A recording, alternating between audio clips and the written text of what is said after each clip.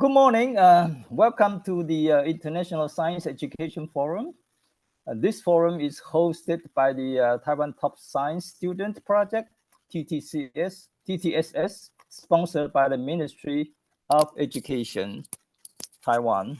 My name is Der-Tsai Lee, or known as DT, President of HEACT, Higher Education Evaluation and Accreditation Council of Taiwan. I'm very honored to serve as the moderator for today's forum and introduce our distinguished invited speaker, Dr. Marcia McNutt, to give a lecture on education never ends. Start learning early and never stop. Dr. McNutt, who is currently president of National Academy of Sciences, United States of America, is a geophysicist, received her bachelor degree in physics and doctoral degree in earth sciences from the Scripps Institution of Oceanography. She began her academic career at the Massachusetts Institute of Technology, where she was a E.A. Griswold Professor of Geophysics. She has held many important positions in her professional career, including editor-in-chief of the Science Journals, the president of American Geophysical Union, chair of the Board of Governors for Joint Oceanographic Institutions. And when she was president and CEO of the Monterey Bay Aquarium Research Institute in California, she made it to become a leader in developing biological and chemical sensors for remote ocean deployment, and make the first institution with deep sea cabled observatory in the United States waters and integration of artificial intelligence into autonomous underwater vehicles for undersea missions. When she was the director of the U.S. Geological Survey, USGS, he responded to a number of major disasters, including the most well-known Deepwater Horizon oil spill in 2010. She led a team of government scientists and engineers at the BP headquarters in Houston who helped contain the oil and kept the well. For her contribution, she was awarded the U.S. Coast Guard Meritorious Service Medal. She is a veteran of more than a dozen deep sea expeditions and won the Morris Ewing Medal in 2007 for contribution to deep sea exploration. She has won numerous awards and recognition in her career, including honorary doctoral degrees from a dozen universities, and is a member of the National Academy of Engineering, American Physical Society, and American Academy of Arts and Sciences, and the foreign member of the Royal Society UK and Russian Academy of Sciences, the Chinese Academy of Sciences, and the foreign fellow of Indian National Science Academy. And most of her activity centers around so-called meta science, and how to shape the culture and the conduct of science to build trust, excellence, inclusiveness, and integrity. Now, let's welcome Dr. Marcia McNutt. Well, thank you very much, DT, for that very long and almost embarrassing introduction. I feel very honored today to speak to your Higher Education Council because, as you just mentioned, I'm really gotten interested in meta-science issues. How do we train people to be scientists? But in particular, in today's lecture, I'm going to talk about the importance of everyone understanding science better than they do today. I feel that so much of the concerns that we hear, particularly here in the US, about the trustworthiness of science, stems from people not actually understanding the scientific method. That when scientists disagree, it's because they're trying to check each other's work. And usually they resolve it, but it's very important that science moves forward through self-correction. So as I said, as you said, the title of my talk is Education Never Ends, Start Learning Early and Never Stop. And I hope to pick up this theme throughout my talk. So first of all, I don't have to tell this distinguished group the fact that innovation is accelerating. This plot shows patent applications. And you can see in the last 20 years or so, how quickly patent applications have been rising worldwide. But it's not just patents. If we look at anything, spending on research and development, the number of scientific publications that we see every year, technology adoption rates, for example, drones and other autonomous vehicles, or even product lifestyles, which are life cycles, which are shrinking because the technology keeps moving forward.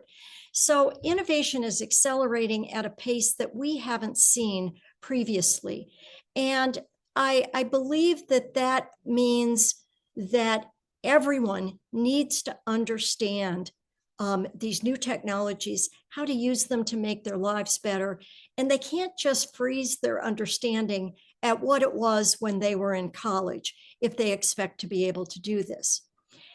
And as I was saying, I think all citizens need scientific literacy. For scientists, of course, we need to be scientifically literate so we can create new knowledge that benefits society. But engineers need to be able to translate that scientific understanding into useful products. Physicians need to be able to improve patient health. Lawyers and judges, think of all the court cases lately that have involved technology, intellectual property, patents, regulatory compliance. Even lawyers and judges, which typically do not have a science background, need to up their game in science. Decision makers, our elected leaders, they need to set appropriate technology policy, and they need to understand what's the promise and also what's the peril of new technology. And most importantly, for consumers, we are all consumers of new scientific and technology products. We need to be responsible users of those products. And this isn't just my view. The Academy put out this report, Call to Action for Science Education, Building Opportunity for the Future. And this report was put out just a few years ago. And its main bottom line is that scientific thinking and understanding are essential for all people navigating today's world. So the question I want to start with is, how can universities adjust to the new reality that everyone needs to understand science and keep pace with innovation? And so I asked the question, are our universities innovating fast enough, given that innovation is expanding and accelerating worldwide? Well, let me start with this. Here I show pictures of two universities. On the left is Bologna University, founded in 1088. On the right, National Taiwan University, founded in 1928. So nearly 1,000 years, well, more than 1,000 years later. Well, no, nearly 1,000 years later. And I would judge that an 11th century student at Bologna University would walk onto the campus of National Taiwan University and feel at home. They have similar looks and feels. They're places of learning where students gather in classrooms, they hear lectures, and they learn from the brightest around. So our campuses, in terms of how they look, haven't changed much. On this next slide, I show examples of the Library of Alexandria, founded in 283 BC, and Harvard Widener Library, founded in 1915. So nearly 2,000 years later. And yet they're both still have stacks of books. They have tables for studying. They have books maybe rather than papyrus scrolls, but nevertheless, libraries are pretty much the same. Our libraries today, of course, are wired, as they were not in the days of the Alexandria library founding. But nevertheless, students go to libraries to study in peace and isolation. And imagine what graduations look like at these universities. I'm not sure about Taiwan, but I certainly know in the US, on graduation day, the faculty still dress up in medieval robes and march to traditional music, handing out degrees as they have done for centuries. Okay, so what I'm concerned about is that universities are suffering from something that is called Ball-Malls-Koch disease. I'm not sure how many of the listeners here today have read this book by one of my favorite authors, Juan Enriquez. The book is entitled Right Wrong: How Technology Transforms Our Ethics. And in reading this book, I learned of something of this Ball-Malls-Koch disease. And what Ball-Malls-Koch disease is a situation in which the cost of an activity is scaling with inflation. So at a university, salaries go up, travel goes up, the cost of utilities go up, the cost of maintaining the grounds go up. But the efficiency is not scaling with advances in technology. So universities are not getting faster, cheaper, better. Universities for centuries have still been based on in-person instruction, where students have to give up, in most cases, their full-time jobs. If they had them, they move to the university campus, they live away from their families, and very little scaling of technology to reduce the costs. We find now in America, for sure, that the cost of a university education is going up at a very much higher rate than is inflation. So if you think of how the salaries of those paying for the education, parents or whoever, is going up, the cost of the university is going up even faster. As an example of something that hasn't suffered from Ball-Malls-Koch disease, look at refrigerators. The line on the top shows that refrigerators since the 1970s have gotten larger, they have gotten more energy efficient, and they've become cheaper. So refrigerators are something that have bucked that trend. And of course, we could give many other examples of things we use in our daily life which have gotten better, faster, cheaper at the same time. But that's not true of university education.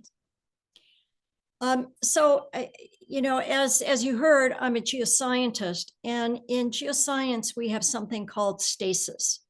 And stasis is a period of stability during which little or no evolutionary change in a lineage occurs. And we've certainly seen that for universities. For centuries now, there has been little motivation to change. But I would argue that this quickening of innovation is going to reach our universities and has already reached many of them. So as I say here, higher education is emerging from a period of stasis. There are numerous evolutionary pressures on colleges and universities.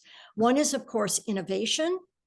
Another is concerns about inequality, that we don't want just the rich to be able to go to universities. We want this to be accessible to everyday citizens. We see so many true emergencies happening on the globe: climate change, more frequent storms, migration, which is being triggered often by climate change. And then, of course, in the lower right here, the pandemic. And the pandemic, I will argue, was one of the biggest drivers for changes at universities, because the usual way of convening in classrooms on a campus was momentarily disrupted during COVID. And so COVID really challenged the entire education and research enterprise. It canceled semesters and in-person classes. It shut down labs. It halted some very important scientific time series that were being collected and reoriented research to address the pandemic. Many scientists who were working on very important problems dropped everything they were doing to deal with the pandemic. It required additional investment in distancing, social distancing. How can we do that? In testing and in quarantining. It delayed the learning of pre-college students. So colleges are now complaining that so many students were set back in their high school years by the pandemic that they're really not even ready for college, and college is having to do some remedial education. It also exposed and accentuated inequalities in the system. So, you know, universities, their fundamental mission is they're in the human capital business. They need to build human capital for the future. They need to create educated citizens who are able to help lead in many sectors for the benefit of all mankind. And they also have to learn job skills to become employed, and they also have to learn social skills. Those are all things that colleges do very well. And in response to these evolutionary pressures, we've seen many changes already at colleges and universities. Many are offering more online instruction.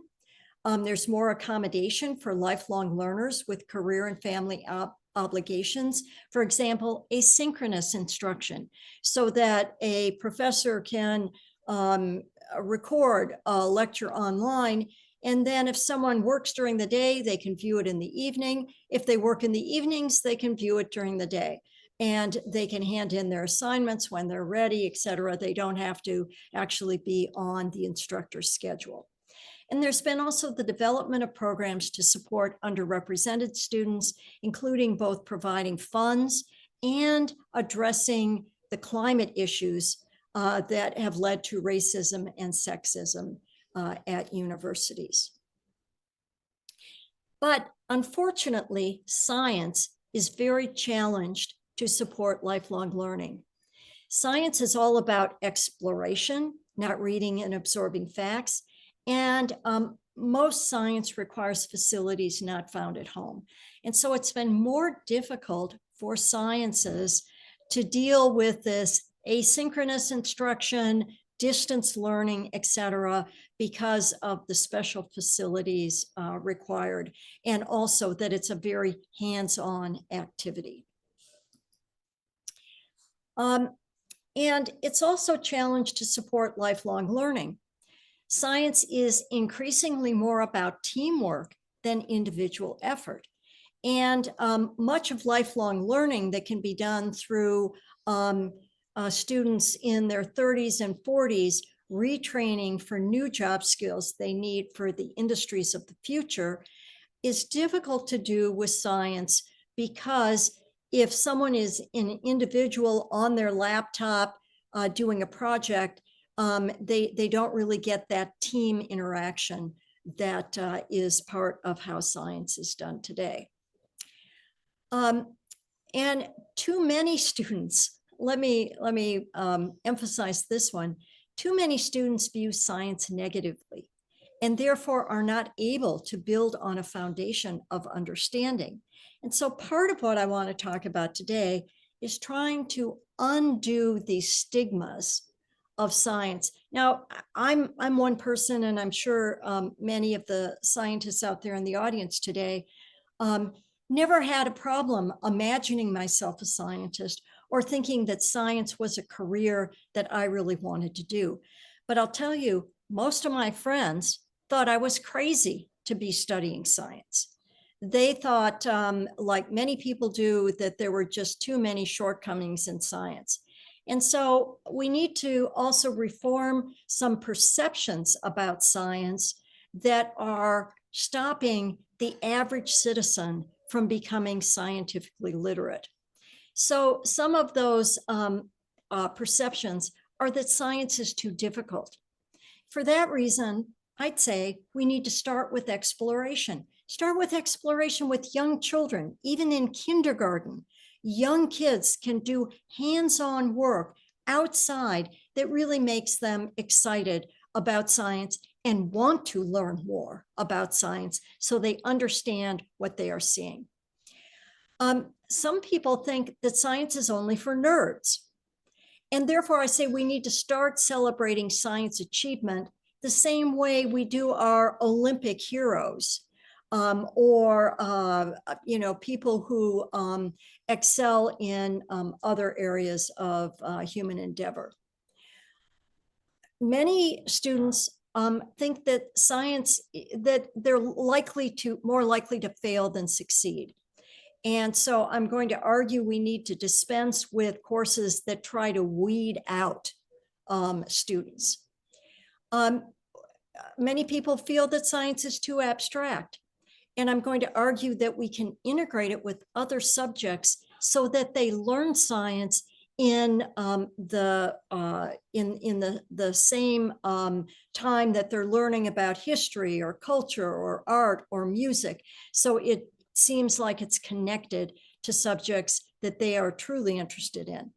And finally, there's just too much boring memorization. And I think we need to reconsider what is necessary to learn. So let me go through some of these arguments about how we need to reform science education. First of all, starting with exploration. This is a picture from my undergraduate institution, Colorado College, that's in Colorado Springs. And when I first arrived at Colorado College, it was the first year of a novel experiment that the university tried. And it was, rather than having students take, 4 or 5 courses at a time, each student only took 1 course at a time. And in 1 month, you would go through a semester of learning, but you only took that 1 class. And so the first class I took at Colorado College was geology. And the professor asked us to pack up our sleeping bags and backpacks, and he took us out into the Colorado mountains for a month of hands-on field work. We had no books and no lectures. He wanted us to pretend that we were the first geologists ever to exist. And we had to figure things out for ourselves using first principles. Like if a layer of rock, which would normally be lying flat, is stuck up on its end, then some force must have bent it. And that force must have bent it when that rock was in a state where it actually could bend without breaking. And so during that month-long course, we went places in Colorado that many Colorado natives had never seen. And we learned geology by hands-on doing. It was that experience that made me want desperately to be a scientist, but be a scientist working outside, not in a lab with a beaker, but learning by doing, science outdoors. I think we need more courses like this to inspire non-scientists to really want to understand more about science. And my experience at Colorado College has also been supported by this document that was a report from the National Academy of Sciences on how people learn. And the bottom line on this report from the National Academy is that usable knowledge is not the same as disconnected facts, that active hands-on learning is essential to counter misperceptions that students might have had before they took the course, and so that they can use that information in their daily lives. Now, the second perception we need to upend is, I don't want to be seen as a nerd, start celebrating science achievement. Well, Taiwan, you do this beautifully. We've seen so many publications celebrate the, in this case, we've got the US student winners of the International Science Fair, but that was not published the way in Taiwan you celebrate your students who do well in science. Instead, I remember seeing numerous news reports on the national news about a Florida team that won the International Little League Championship. Now, you know, that's a wonderful thing, but can't we give the same kind of recognition to our scientists over here that we gave to the Little League players here? And as I said, Taiwan does a beautiful job of this. Taiwan Top Science Student is a competition every year. You celebrate all over the country the students who win it, and celebrate what they've accomplished. And I think that in the US and elsewhere in the world, we need to celebrate science more. Next on my list was the perception from students that they're more likely to fail than succeed. I had personal, well, not personal, but an immediate family member deal with this problem. And it was when she was in high school, one of my daughters won an international science fair and got to go to Berlin to present her work. She was accepted to Stanford University and attended Stanford fully expecting to major in science. But she started out with the chemistry course for freshmen and absolutely hated it. It was all memorization, and she was not inspired by it. She didn't see how it was relevant to her daily life. And she ended up getting a C in the class and deciding not to major in science. And in fact, according to the US National Center for Education Statistics, 48% of students who entered college intending to major in STEM drop out after taking an introductory course. And they cite the difficulty of the course materials, the lack of support, and inadequate preparation as key factors.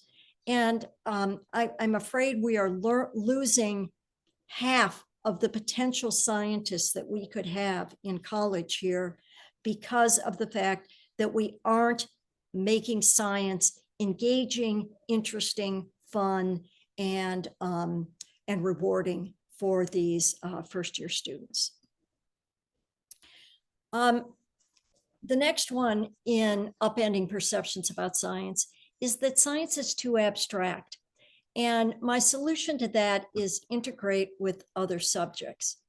One of my most favorite reports that came out of the Academy is this one that was chaired by the Secretary of the Smithsonian. And it's called Integration of the Humanities and Arts with Sciences, Engineering, and Medicine in Higher Education. And it quotes from Einstein, who said, all studies are basically branches from the same tree, that we shouldn't teach science that we shouldn't treat science any differently from the others. And this report recommended a holistic approach to human knowledge. For example, when you're teaching a history class about the Renaissance, talk about the science concepts that were also developed during the Renaissance. Use science to inspire art and art to communicate science. Same with music. I remember hearing a beautiful musical composition that took the 20th century climate record and set it to music. And it was just a wonderful way to communicate how much the planet had already warmed, because in the early part of the 1900s, or the early part of this musical composition, it was all low notes. And by the end of the composition, approaching the year 2000, it was all high notes. Trying to make this advance. There we go. And then finally, too much boring memorization. We need to consider what's necessary. And, you know, let's just take an example of the periodic table of the elements. Most science students, when they're undergraduates, need to memorize the periodic table. But is that really necessary today when all of us walk around with smartphones in our hands and at a moment's notice can pull up the periodic table? In fact, if you use the periodic table all the time, you could even make it the screensaver on your phone if you didn't want to memorize the whole thing. I think we need to reconsider, because we have so many tools that reduce delay in recalling basic science structures. The age of memorization, as you recall, started before there was even the internet. People didn't have the time to go back and find an encyclopedia to look up some basic topic, but now we can. So I think memorization is not necessarily one of the skill sets that should be used to weed out who should be a scientist and who shouldn't. So these are some of the innovations I think we need to be incorporating into our universities. But what are some of the factors that stifle innovation at universities? Well, I think the number one barrier to innovation is we don't measure what matters at universities. Think of how many universities and university administrators wring their hands over how they're going to be ranked in the next US News and World Report rankings of colleges internationally. And the US News and World Report ranking is based on subjective reputation. And that is really not something that I think should matter. Reputations are very slow to change. And it means that universities that are being innovative are punished if they try to then use reputation to rank them. Let's look at some alternate measures, which we have in the US of, going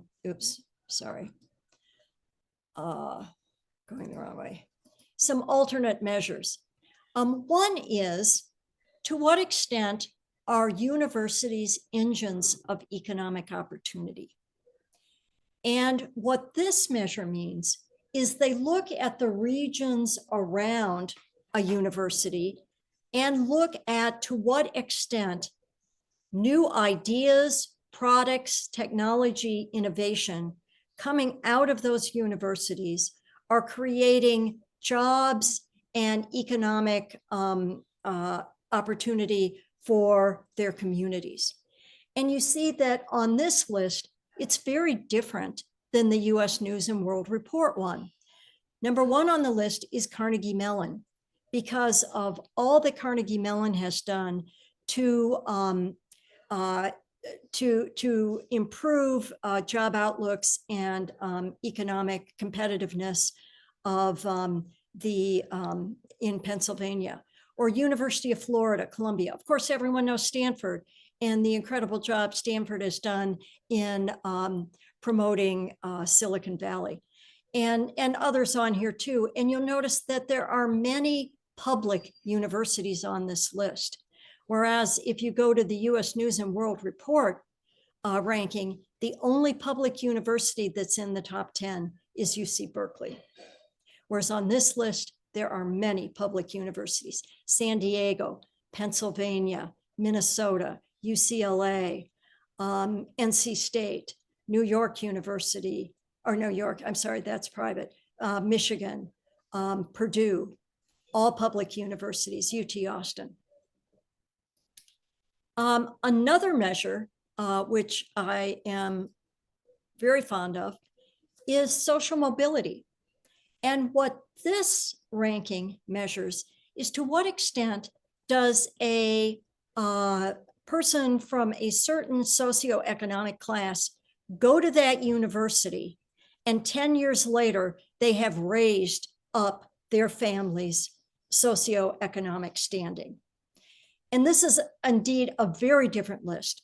Almost all of these, in fact, all of these, I think, are state universities. Many of them are community colleges, and all of them are being rewarded in this ranking for their ability to improve the prospects for the students who arrive. Many of the top Ivy League schools bring in children of Ivy League alums. And but this ranking is really measuring something that I think honestly matters. And we also need to rethink schedules. Remember, I talked about this block system at Colorado College, where you only take one course at a time. Colorado College has continued that system up to the present day. But what's amazing is that few other universities have adopted anything like it, even though I felt as a student, it was a great way to learn. I think there are some drawbacks in it. For example, if a student is on a semester system and signs up for organic chemistry and 3 other classes, they don't put 1/4 of their effort into organic chemistry. They probably put half of their effort into organic chemistry, and they time steal from the other classes in order to master that more difficult material. But in a block system, there's no one to time steal from. But nevertheless, you get a really good feeling of what would it be like to do that professionally, to do it all day, every day. And so I think it really prepares students for whatever they major in, for what their life might be like. But there are other ways to rethink schedules. For example, summer camps to do field work. And that could even work for returning learners, people who have already left college and are taking some courses online, but need hands-on work in the field. They could take their 2-week summer vacation and spend it at a field camp to get that hands-on learning. So let me just stop with this and just ask, what are the things that we need to do to spur innovation in higher education? First of all, we need to measure what matters, not US News and World Report, but actually measure things that matter. We should be replacing credit based on classroom hours with competency-based learning. I think this is very important for learners who are coming back to retool for new careers that are keeping up with technology innovation.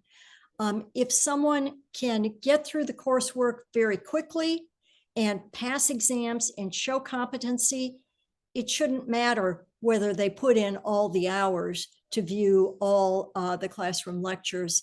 If students are more efficient, they should be rewarded for that.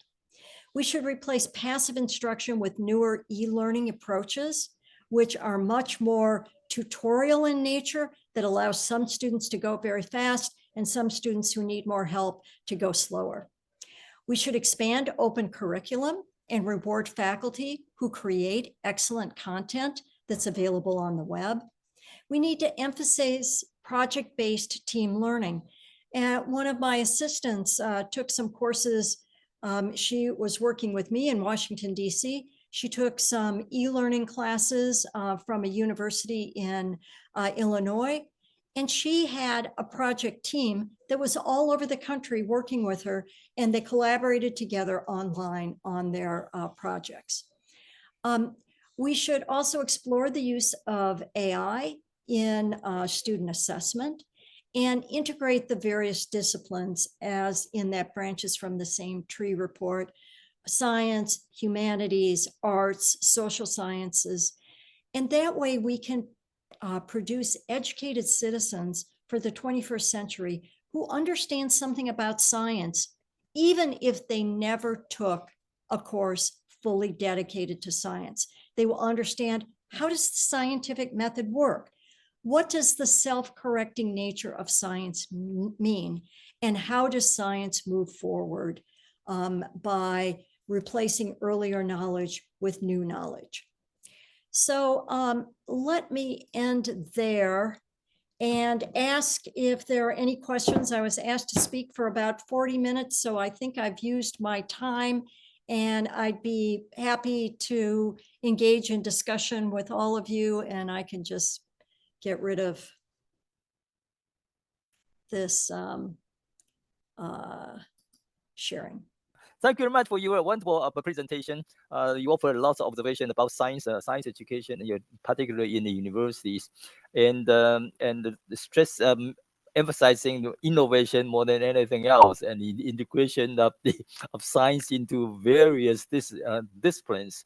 Let's offer we have the Q&A session now. We have some questions, maybe. Let's see. I should start also with the caveat that I don't know much about the Taiwanese university system, and I would be pleased to hear that all of this is already happening in Taiwan, or even better things to solve these problems.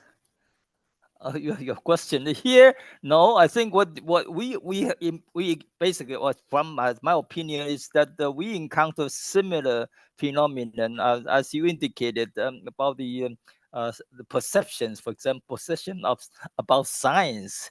What you indicated, I think we very much like it. Well, except maybe one point when you talk about this recognition of the top science students. Yeah. Yes, we do sort of recognize them pretty well. But on the other hand, we still face lots of problems. In fact, when you talk about this ranking, US News World Reports, yeah, so we are facing the problem here. As you said, we should really change the order, the measure. What importance, what matters, instead of those using this sort of subjective opinion or impression of universities. As you said, I think what you indicate over there, the bottom list, when you change the measures, that's really change the whole picture a lot. Yeah, so let's see. We have a few questions from the floor. One question, let's see. I don't know. It's a question from CK. Do you think the Minerva University is a kind of innovation in higher education? The what university? I do not know. Yeah, at CK, from CK Claire Cow. I see you have a question. Mineral. I don't know what this Mineral University. What do you mean by Mineral University? CK it's Claire Cow there who posed a question. Oh, the Monera University. I'm looking at the chat here now. Monera University. Maybe Claire Cow would tell us about the university, and since I don't know it, and it seems like DT, you don't know about it either, it would be interesting to hear about the university, because I'm always fascinated to hear about universities that are trying novel approaches. Yeah, okay. Then a question from Yip.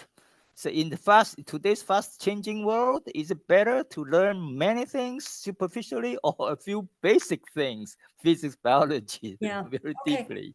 That's an excellent question, and it's one that is constantly being resurrected.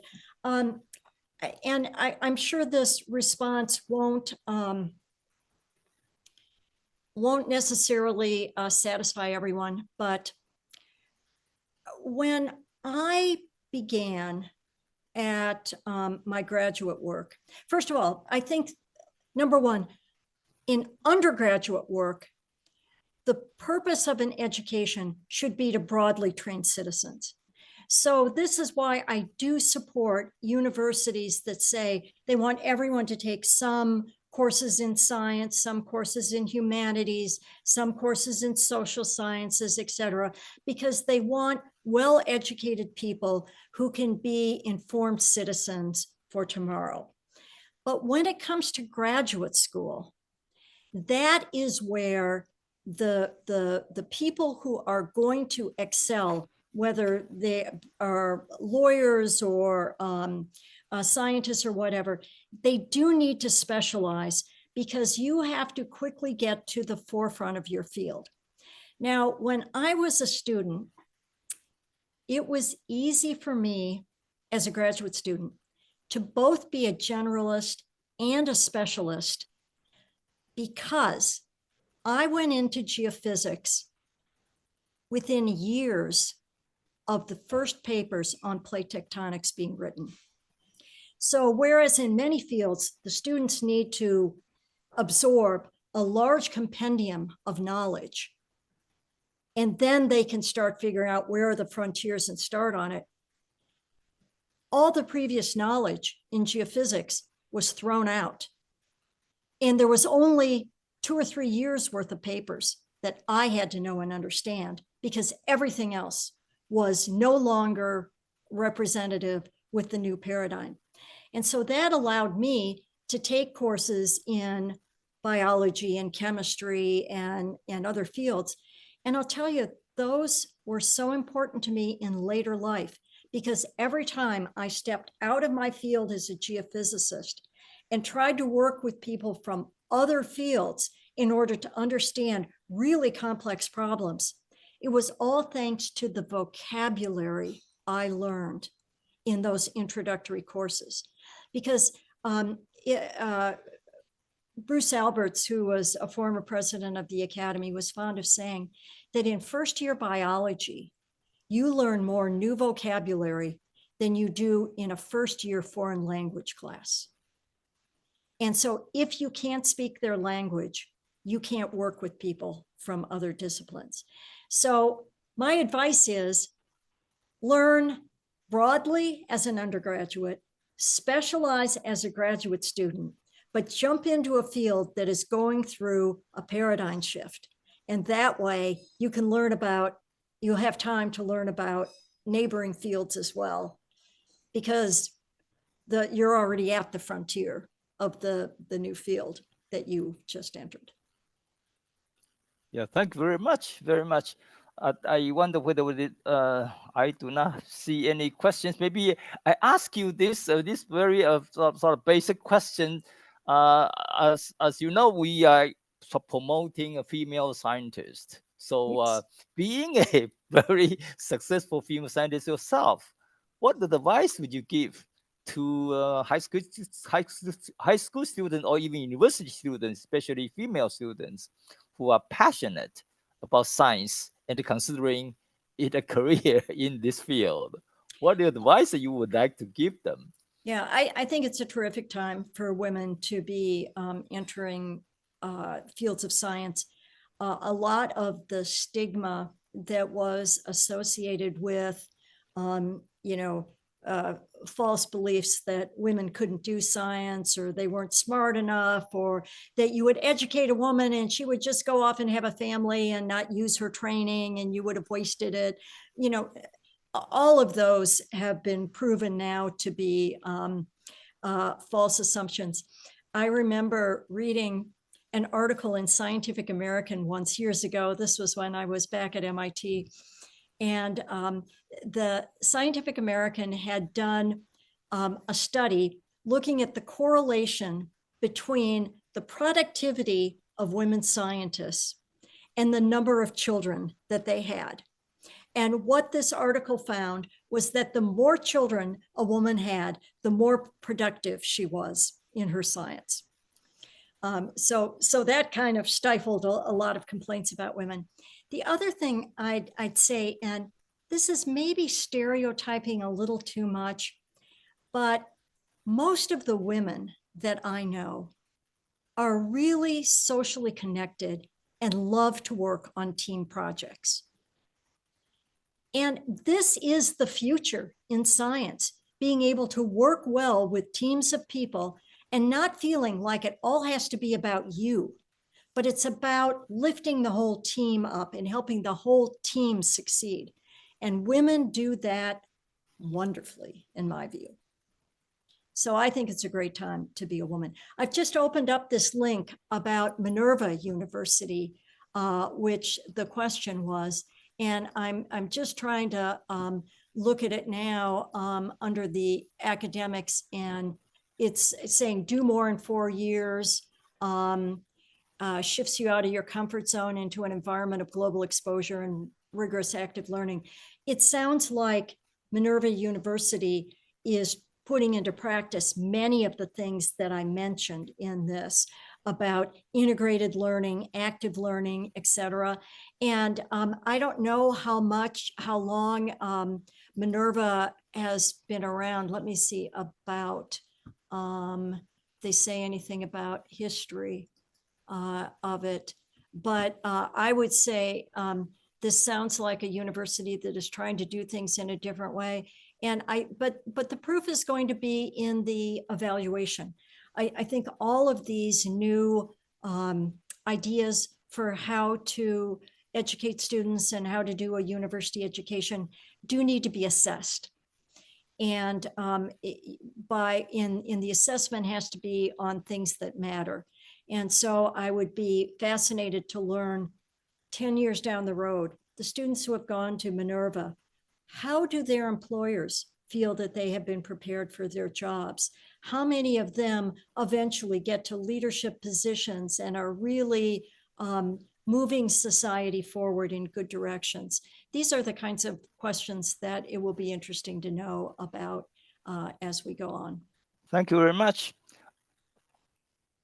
Are there any further questions from the audience? Let's see, I see one here. I'm very interested in the month-long outdoor exploration activity you just shared. Can I know more about the activity? For example, how do teachers guide students to engage with nature? Yeah, so, you know, this course I took was so much fun, and the professor was amazing. But little things like, for example, you go out to the field, and Colorado's a great place because there's not a lot of vegetation, so the geologic exposures are just amazing. And so you'll see a bunch of gray rocks, and then you'll see on top of them a bunch of red rocks. And so we naturally inferred, well, the red rocks must be younger than the gray rocks, which are beneath them. And then we try to figure out what kind of rocks they are. What are they made of? Do they look like they were molten, so they would be igneous rocks? Do they look like they were particles laid down in water, so they're sedimentary rocks? And then what our professor did was he allowed us to name the formations after the first student to figure it out. Now, these were not, of course, the proper geologic names, but we all felt truly like we were the first geologists on Earth because we got to name geologic formations after ourselves.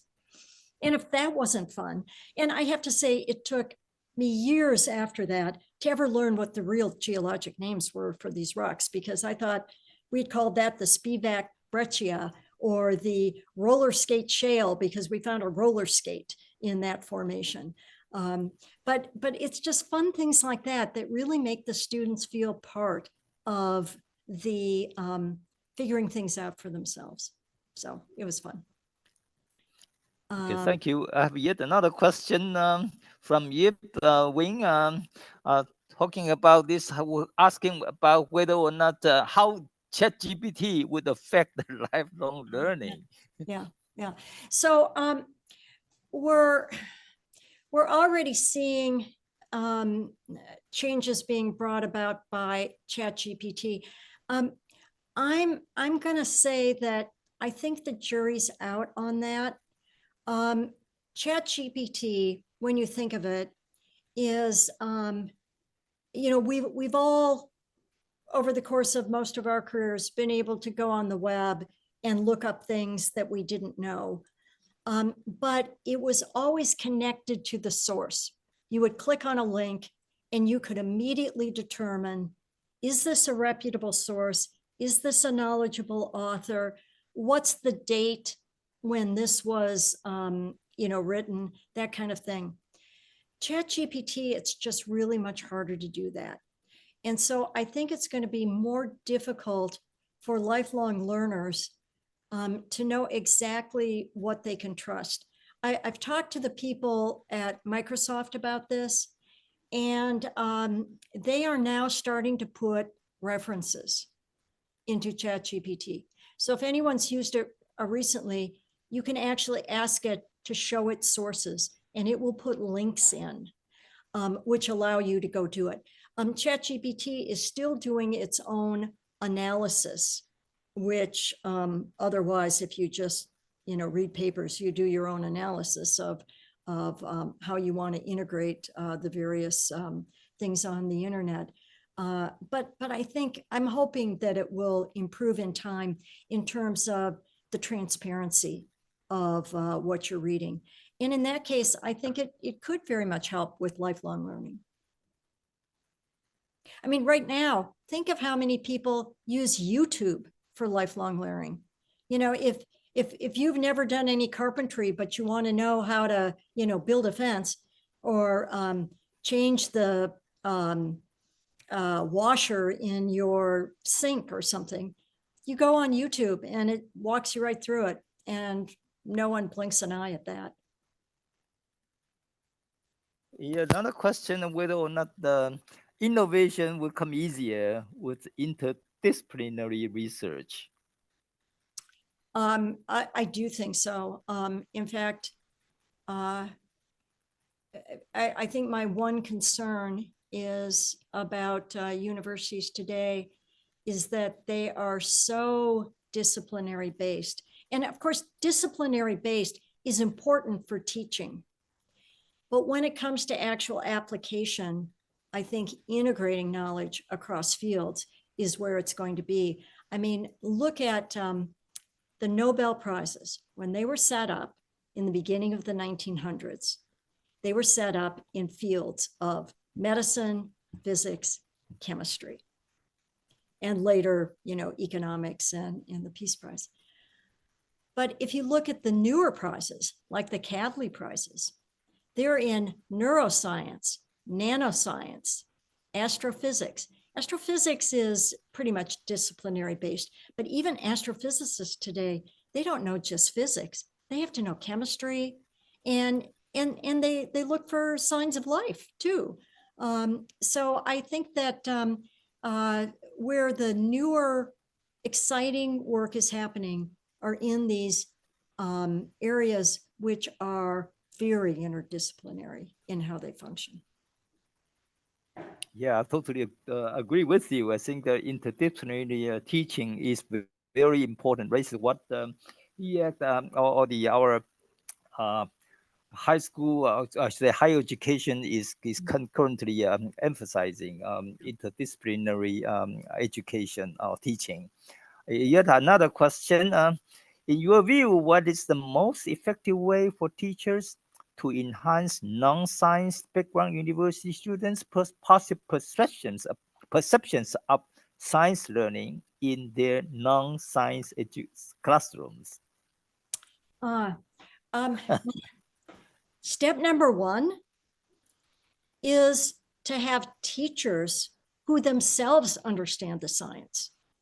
We aren't going to get students in non-science classrooms to integrate any science into it if we don't do a better job of training the teachers.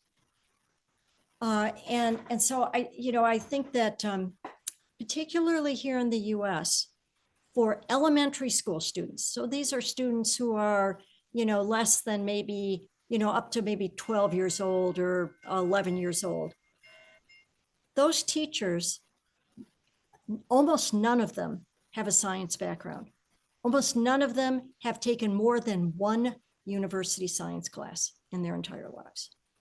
And we have to prepare the teachers of the future if we want this to happen.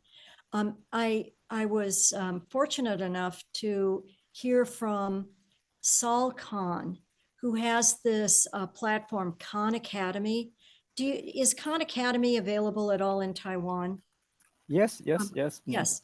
Well, Saul Khan has used AI to develop a teaching tool for teachers to help them help the students, and also the platform can help the students too, with difficult math and difficult science concepts, and even with composition and writing too.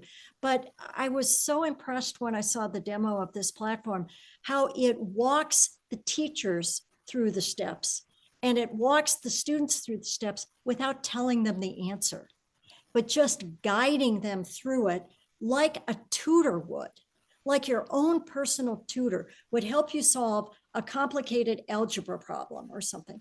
And I think AI can actually be very effective in the classroom for both the teachers and the students in helping them with concepts that don't come readily to them. Yeah, well, thank you very much. Look like we are at the 10 o'clock now, maybe it's 1 hour long. So I would like to say that it's very, very fortunate that we have you here to give this important lecture about science education. And first thing we need to do is basically to upend the perception about science. Right. We all can be successful in science if we do it. Innovation, certainly innovation is the most important one, and interdisciplinary, I should say, interdisciplinary teaching or education is quite important for people to become successful in their career. So with that, I would really say that I would thank you very much for your participation or giving this important lecture for us. Thank you also very much.